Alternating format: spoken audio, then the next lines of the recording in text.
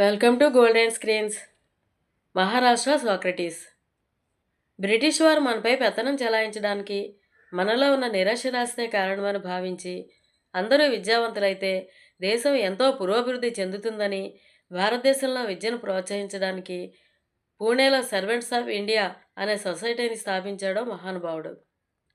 ఆ మహానుభావుడే గోపాలకృష్ణ గోఖలే.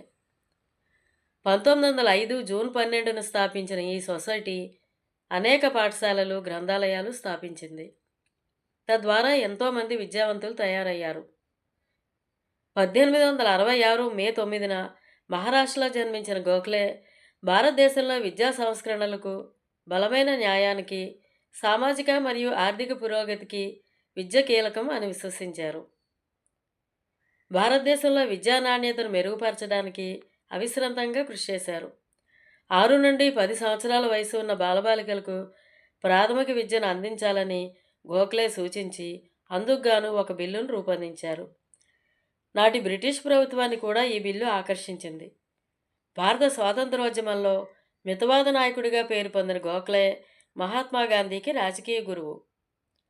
మహారాష్ట్ర సాక్రటీస్గా పేరు పొందిన గోఖలే భారతీయ ప్రజలకు రాజకీయ హక్కులు కల్పించే దిశగా అనేక శాంతియుత పోరాటాలు చేశారు.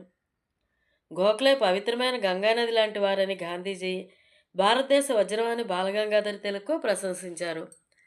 మే 9 ఆ మహనీయుని జన్మదినం సందర్భంగా వారిని గుర్తు చేసుకొని కృతజ్ఞతలు తెలియజేసుకుందాం.